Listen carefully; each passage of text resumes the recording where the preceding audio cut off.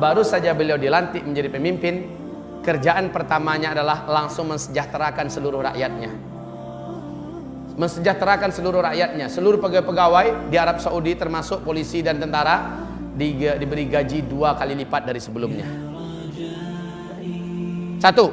Yang kedua, beliau langsung merestrukturisasi pemerintahan yang ada. Jenderal-jenderal yang bejat, orang-orang kerajaan yang menjabat sementara akhlaknya, moralnya sangat jelek dan loyal kepada maksiat serta kepada barat, dicopot oleh beliau. Dua. Yang ketiga yang dilakukannya kaum muslimin yang kami muliakan, dia mengajak seluruh jajaran pemerintahannya jaga sholat 5 waktu tepat pada waktunya. Dan dia memberikan contoh ketika Barack Obama datang dengan istrinya untuk mengucapkan selamat karena dia yang menggantikan Raja Abdullah. Dunia seluruhnya menyaksikan, betul tidak? Di TV bagaimana Barack Obama dan istrinya ditinggalkan berdua, temen-menung aja berdua nih. Kemana Raja Salman dengan seluruh orang kerajaan pergi sholat? Allah Rabbul Alamin menyeru, sementara ini adalah taghut dari barat, ditinggalkan di situ. Kaum muslimin yang kami muliakan, yang keempat, apa yang dilakukan oleh Raja Salman ibadallah, membebaskan seluruh tawanan-tawanan, khususnya para ulama-ulama yang loyal kepada dakwah sunnah tapi tegas mengkritik pemerintah, seperti Syekh Dr. Saman Audah, Syekh Safar Hawali. Banyak masyayikh ulama-ulama dibebaskan dari penjara seluruhnya. Para mujahidin-mujahidin yang dulunya ikut berperang dan akan pergi ke Suriah, tapi di masa Abdullah kan dicekal, lalu dipenjarakan, dibebaskan seluruhnya. Subhanallah, Pak. Yang kelima yang dilakukan oleh Raja Salman adalah menteri agama yang dipecat oleh Raja Abdullah karena begitu kuat kepada Islam dan sangat tajam mengkritik pemerintah, dipecat. Lalu diangkat menteri baru sebagai menteri agama. Ketika Raja Salman yang naik, menteri agama yang baru dinaikkan ini dipecat oleh Raja Salman. Lalu yang lama itu dipanggil kembali dan sekarang menjadi menteri agama kembali. Masya Allah. Yang keberapa lagi?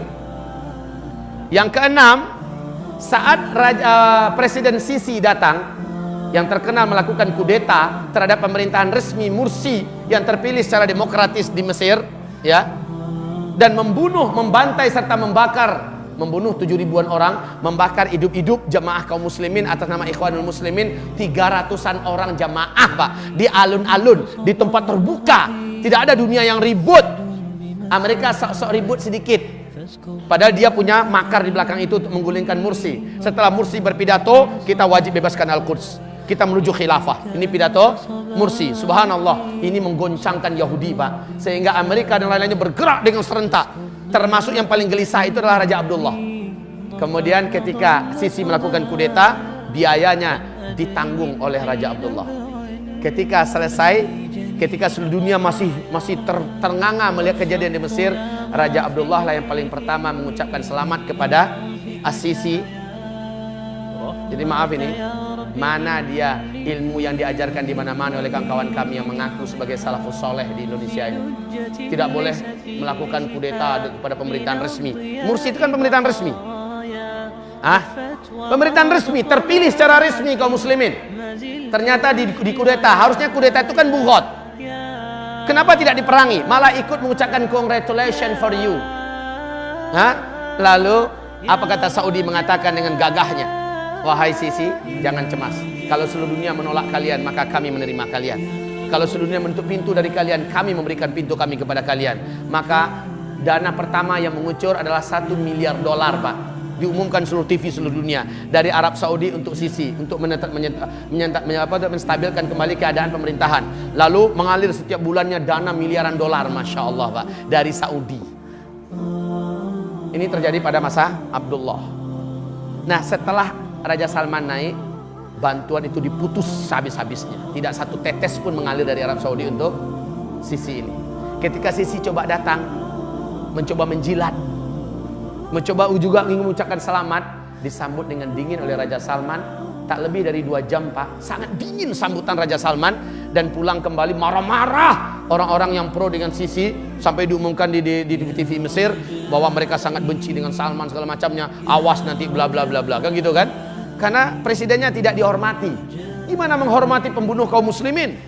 Orang yang melakukan kudeta, orang yang tangannya berlumuran dengan darah dan ternyata punya loyalitas dengan Iran. La haula wala quwata illa billah. Namun yang ketujuh, saat Erdogan datang, Pak. Erdogan, presiden Turki, inilah presiden Islam yang mana di tangannya Turki menuju kepada puncak kejayaannya sekarang ini, Pak. Hanya 10 tahun beliau baru memimpin di Turki, Pak. Eropa seluruhnya kalah oleh Turki.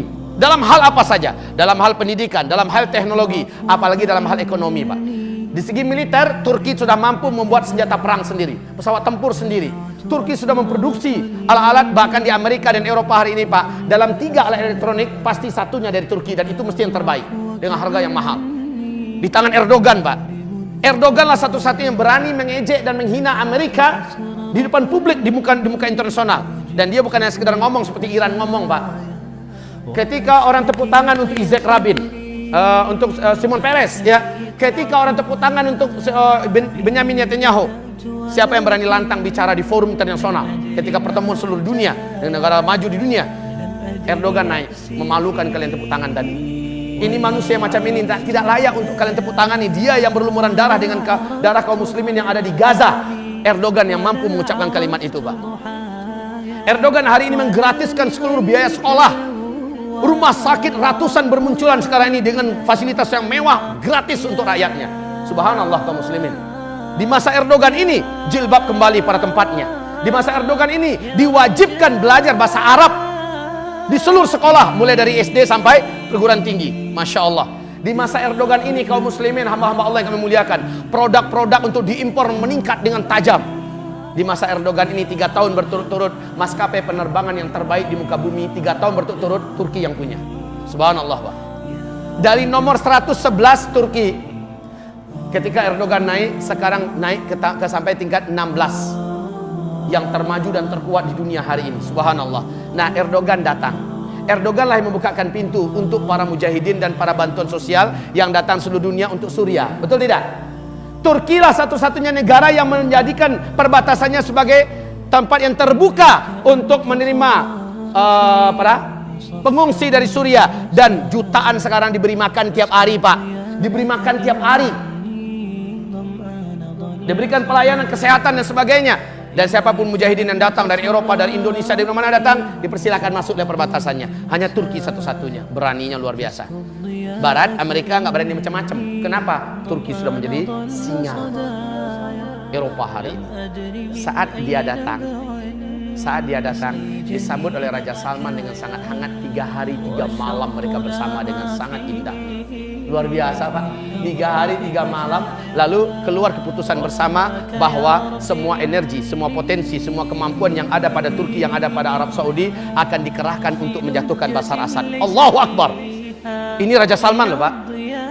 Maka seluruh pejuang-pejuang yang ada di Suriah selain ISIS akan ditopang sepenuhnya. Subhanallah.